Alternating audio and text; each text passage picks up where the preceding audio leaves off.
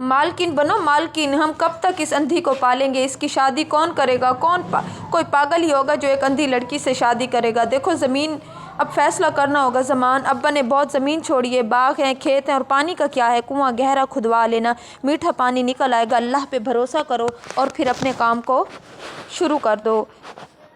हम पर बोझ बजने से अच्छा है अपनी जागीर की मालकिन बनो। ये कहानी एक ऐसी बदकिस्मत बेटी समीरा की है जिसकी आंखों में रोशनी नहीं थी मगर दिल में अल्लाह का नूर था। बाप के मरने के बाद सगे भाइयों ने खून के रिश्तों को पानी से भी सस्ता कर दिया। उन्होंने अपनी मासूम और नबीना बहन को जायदाद से बेदखल करने के लिए ज़मीन और खारे पानी का एक सूखा हुआ कुआं इसके हिस्से में डाल दिया, ये सोच कर कि वो प्यासी मर जाएगी। लेकिन उन्हें क्या खबर थी कि जिसे दुनिया ठुकरा देती है उसे अल्लाह थाम लेता है। इस अंधेरी और वैरान रात में इस सूखे कुएं से कुछ ऐसा निकला जिसने पूरी दुनिया को हैरान कर दिया। ये कहानी आपके दिल को झंझोड़ देगी और आंखों में आंसू ला देगी। क्या वाकई सब्र का फल इतना मीठा हो सकता है? ये जानने के लिए इस दर्दनाक मगर गांव की पुरानी हवेली में आज मातम का शोर था। आसमान पर काले बादल छाए हुए थे, जैसे कुदरत भी करीम बख्श की मौत पर आंसू बहाने को तैयार हो। करीम बख्श इस इलाके के माने हुए ज़िम्मेदार थे, नेक दीनदार और अल्लाह से डरने वाले। इंसान की पूरी ज़िंदगी अपनी औलाद को पालने और उन्हें हलाल रिस्क खिलाने में गुजरी थी, मगर आज जब उनका जनाजा आंगन से उठ रहा था तो सबसे ज़्यादा रोने वाली आवाज़ इस कोने से आ रही थी जहां आज उनकी समीरा, जिसे दुनिया की कोई रंगत दिखाई नहीं देती थी मगर अपने बाप का प्यार इसे सबसे ज़्यादा महसूस होता था। वो बार बार हवा में हाथ टटोल रही थी जैसे अपने बाप का हाथ थामना चाहती हो। इसके दोनों बड़े भाई असलम और जमील लोगों को बीच खड़े थे। उनके चेहरों पर दुख था मगर आंखों में वो गहराई नहीं थी जो एक बाप के लिए होती है। शायद इसलिए कि बाप के जाने के बाद अब वो दौलत और ज़मीन के मालिक बनने वाले थे। जैसे ही जनाजा उठ गया लोग कब्रिस्तान की तरफ हो गए और फिर समीरा की आंखों से आंसू बहने वाले जो थे वो रुकने का नाम नहीं ले रहे थे। इसे लग रहा था कि आज इसकी दुनिया की वो लाठी टूट गई है जिसके सहारे वो इस अंधेरी दुनिया में चलती थी। घर की औरतें असलम की बीवी शबाना और जमील की बीवी नाजिया इसे तसल्ली देने के बजाय आपस में फुसफुसा रही थी। शबाना ने धीमी आवाज़ में कहा, अल्लाह जाने बाजी, मुझे तो डर है कहीं इसकी सेवा करते करते हमारी जवानी न निकल जाए। अल्लाह जाने बाजी, मुझे तो डर है कि ये सब कुछ हो न जाए। समीरा के कान बहुत तेज़ थे। अल्लाह ने अगर आंखें ली थी तो सुनने की ताकत बहुत ज़्यादा थी। इसने भाभियों की बातें सुन ली मगर वो खामोश रही। इसका पहले दिल टूटा हुआ था, अब लफ्ज़ों ने इसे और चकनाचूर कर दिया। दिन गुजरते गए। करीम बख्श के इंतकाल को अभी 40 दिन भी पूरे ना हुए थे कि घर का नक्शा बदलने लगा।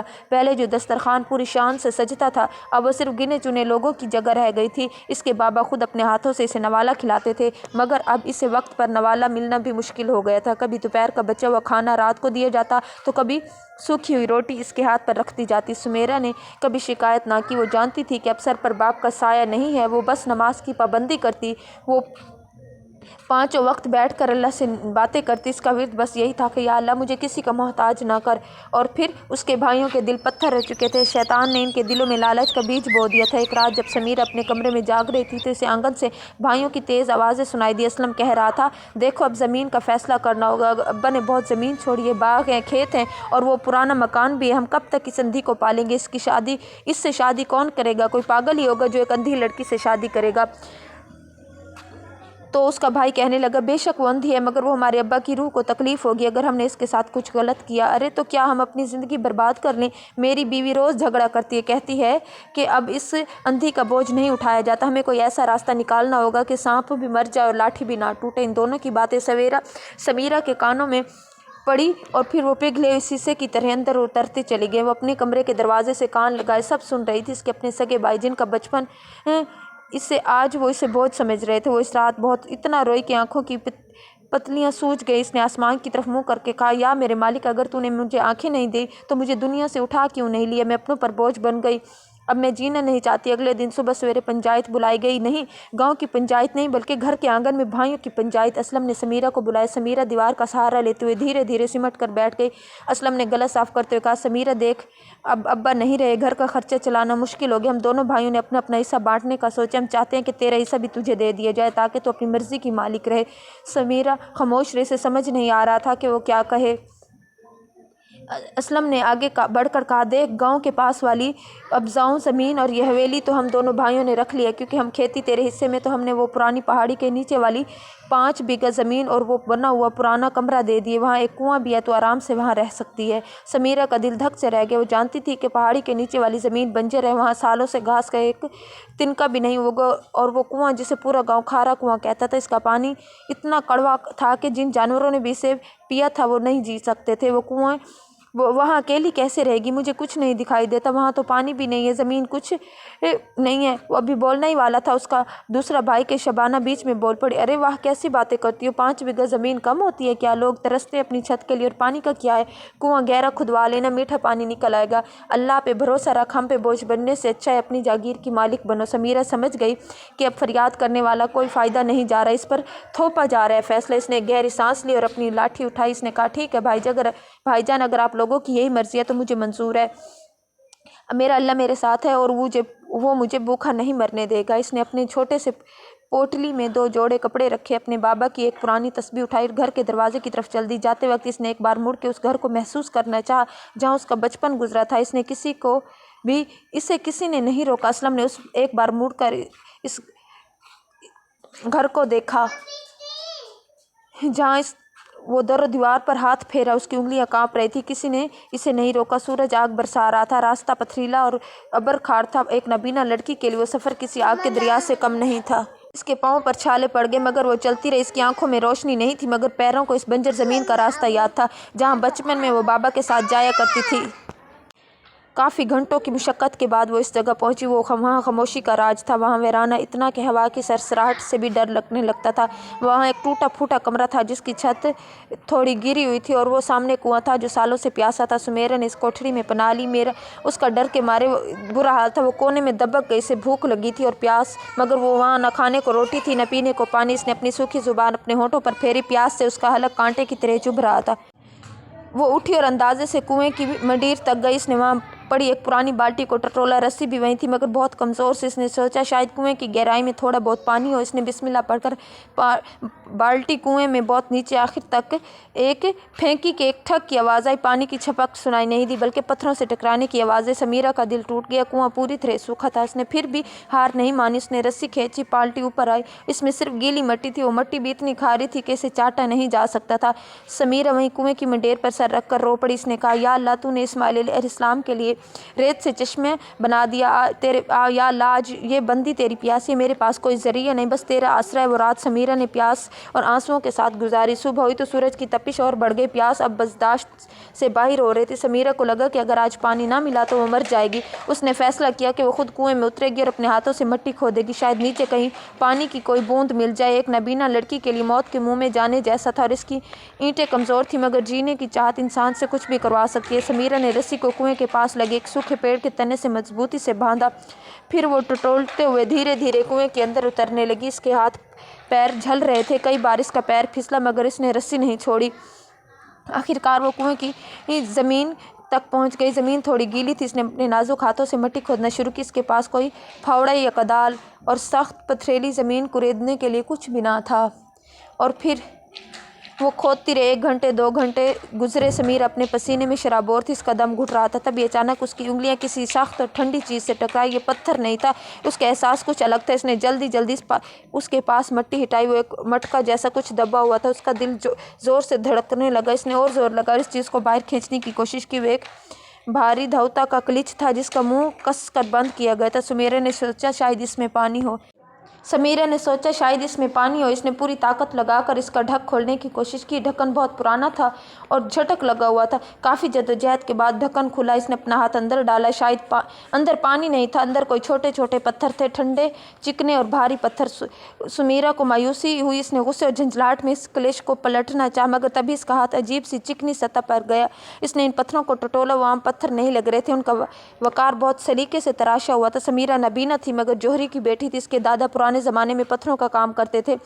वो बचपन में बैठ के दादा के पास पत्थरों को छू कर बता दिया। उसने एक पत्थर उठाया और अपने मुंह के साथ लगाया। उसकी ठंडक उसके दिल में उतर गई। इसका दिल गवाही देने लगा, ये कांच नहीं है, ये पत्थर नहीं है, तो कुछ और है। ये हीरे हैं, कच्चे हीरे और नीलम کہ ہی سمیرہ کا جسم کانپنے لگا۔ اسے یاد آیا کہ اس کے دادا بتایا کرتے تھے کہ بہت پہلے ہمارے بزرگوں نے اپنی کمائی کا ایک بڑا حصہ مشکل وقت کے لیے اسی زمین میں کہیں چھپایا تھا جسے بعد میں لوگ بھول گئے۔ کیا اللہ نے اسے اسی خزانے تک پہنچا دیا تھا؟ مگر اس وقت اسے دولت کی پیاس نہ تھی، دولت۔ سمیرہ نے اسے آسمان کی طرف چہرہ اٹھایا، بھلے وہ کنویں کی گہرائی میں تھی۔ اس نے کہا، یا اللہ تیری دولت ہے مگر مجھے پانی چاہیے، مجھے زندگی چاہیے تاکہ میں تیرے دین کے کام آ سکوں۔ اس وقت اس کی آنکھیں روشن ہو گئی۔ جب اس نے آنکھیں روشن ہوئی تو اسے پتہ لگا کہ وہ ایک کنویں میں تھی، اور اس نے پھر سے کوشش کرنا شروع کر دی۔ اس نے کلش کو ایک طرف رکھا اور پھر سے دوسری طرف کھودنا شروع کر دیا۔ اللہ کی شان دیکھیے کہ کلش کے نیچے ٹھیک مٹی زیادہ گیلی تھی۔ جیسے اس نے وہاں سے مٹی ہٹائی، ایک ٹھنڈا پھوارا پھوٹ پڑا۔ پانی کا سوتا پھوٹ چکا تھا، میٹھا اور ٹھنڈا پانی تیزی سے اوپر آنے لگا۔ سمیرہ نے چلو بھر کر پانی پیا۔ وہ پانی نہیں، آب حیات تھا۔ اس کی پیاس بجھ گئی۔ اب سمیرہ کے پاس دو نعمتیں تھیں، پانی اور وہ بیش قیمت ہیرا۔ وہ بڑی مشکل سے ان چیزوں کو لے کر کنویں سے باہر آئی۔ اس نے وہ قیمتی پتھر اپنی پرانی پوٹلی میں کپڑوں کے بیچ چھپا لیے۔ اب سوال یہ تھا کہ وہ اس دولت کا کیا کریں۔ وہ جانتی تھی کہ اگر بھائیوں کو پتہ چلا تو وہ اس کی جان لے لیں گے۔ سمیرہ نے عقل مندی سے کام لیا۔ کچھ دن اسی ویرانے میں رہی۔ پانی اب کنویں میں اوپر تک آ گیا تھا۔ اس نے اپنے پاس کچھ سبزیاں اگانی شروع کی۔ جو وقت گزرتا رہا اور جو راستہ بھٹک گیا تھا، اسے پیاس لگی۔ اس نے دیکھا کہ ایک بنجر علاقے میں ایک کنواں ہے۔ اس ویران سڑک سے ایک جوہری گزر رہا تھا جو کہ راستہ بھٹک چکا تھا۔ اس نے دیکھا کہ کنویں کے پاس ایک لڑکی بیٹھی ہے۔ اس نے پانی مانگا، سمیرہ نے اسے پانی پلایا۔ جوہری نے پانی پی کر دعا دی، اللہ تجھے خوش رکھے، اتنا میٹھا پانی میں نے آج تک نہیں پیا۔ باتوں باتوں میں سمیرہ نے اسے پرکھا کہ وہ ایک نیک انسان لگ رہا تھا۔ سمیرہ نے ڈرتے ڈرتے اسے چھوٹا سا پتھر دکھایا، پوچھا، بابا یہ کیا ہے؟ اس نے پتھر ہاتھ میں لی اور اپنی جیب سے چشمہ نکال کر غور سے دیکھا، اور پھر اس کے ہوش اڑ گئے۔ وہ کانپتے ہوئے بولا، یہ بیٹی، یہ کہاں سے ملا تجھے؟ یہ تو کوہ نور کا ٹکڑا نایاب ہیرا ہے جس کی قیمت کروڑوں میں ہے۔ سمیرہ نے اسے پوری سچائی بتا دی۔ جوہری ایماندار تھا۔ اس نے کہا، بیٹی تو گھبرا مت، میں تجھے اس کا صحیح دام دلاؤں گا۔ اللہ نے تجھے مالا مال کر دیا ہے۔ اس جوہری کی مدد سے سمیرہ نے وہ خزانہ سارا آہستہ آہستہ صحیح جگہ پر بیچ دیا۔ اتنا پیسہ ملا جتنا اس کے 7 پیڑھیوں نے بھی نہیں دیکھا تھا۔ مگر سمیرہ نے وہ غلطی نہیں کی جو اس کے بھائیوں کر رہے تھے۔ سب سے پہلے اس بنجر زمین پر ایک خوبصورت مسجد اور ایک یتیم خانہ بنوایا۔ اس نے اپنے لیے ایک مضبوط گھر بنوایا اور وہاں پانی کا ایک ایسا نظام کروایا کہ دور دور تک مسافر وہاں آ کر اپنی پیاس بجھاتے تھے۔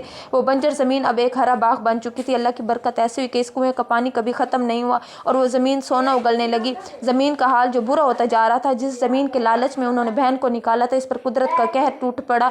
اس سال ایک ایسا سوکھ پڑا کہ اس کی لہریں ہاتھی سب پھسل جل کر راکھ ہو گئے۔ ان کی حویلی میں آگ لگ گئی، جس میں جو کچھ انہوں نے اناج جمع کیا ہوا تھا وہ دونوں جل گئے۔ دونوں بھائیوں پر قرض اتنا بڑھ گیا کہ انہیں اپنی زمینیں بیچنی پڑی۔ وہ سڑک پر آ گئے، کھانے کو دانے نہیں تھے۔ بھابیاں جو کبھی رانی بن کر بیٹھتی تھی، اب انہیں خبر ملی کہ پاس کے علاقے میں ایک بڑی سخی عورت رہتی ہے جو غریبوں کی مدد کرتی ہے۔ دونوں بھائی اور ان کی بیویاں اس حویلی کی طرف چل پڑے۔ جب وہ وہاں پہنچے تو دیکھے کہ ایک عالی شان لنگر چل رہا ہے، سینکڑوں غریب کھانا کھا رہے ہیں۔ اسلم زمین پر زاروں قطار بیٹھ گئے۔ ان کی حالت فقیروں جیسی تھی، کپڑے پھٹے ہوئے، چہرے پر دھول اور آنکھوں میں بے بسی۔ جب ان کی باری آئی تو ان کا چہرہ نورانی تھا، آنکھوں میں روشنی نہیں تھی، مگر چہرے پر ایک ایسا جلال تھا کہ نظریں نہیں دکھتی تھی۔ وہ سمیرہ تھی۔ اسلم نے جیسے اسے دیکھا، اس کے ہاتھوں سے کٹورا گر گیا۔ وہ چیخ پڑا، سمیرہ! جمیل بھی ششدر رہ گئے۔ وہ دونوں کانپنے لگے۔ انہیں یقین نہیں ہو رہا تھا کہ یہ وہی بہن ہے جسے انہوں نے پیاسا مرنے کے لیے بنجر زمین پر پھینک دیا تھا۔ آج وہ دینے والی تھی اور وہ مانگنے والے۔ دونوں بھائی سمیرہ کے قدموں میں گر گئے، ہمیں معاف کر دے، ہم گناہ گار ہیں، ہم نے تجھ پر بہت ظلم کیا،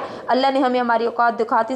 وہ دونوں زمین پر بیٹھے رو رہے تھے کہ بہن، ہم جانور بن گئے، ہمیں ہماری سزا مل گئی، اب تو چاہے تو ہمیں دھکے مار کر نکال دے، ہم اسی لائق ہیں، اپنی جگہ سے اٹھنے کی کوشش کر۔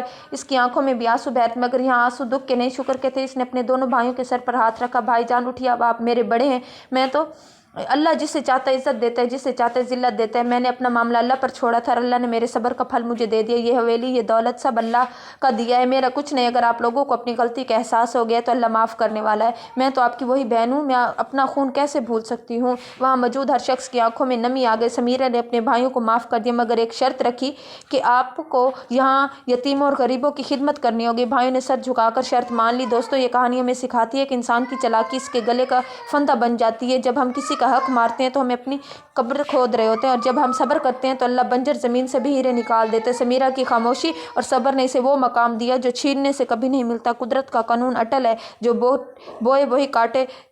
زمین کو چھو لے تو وہ اپنوں کے ساتھ برا کرنے سے بھی بچ جاتا ہے۔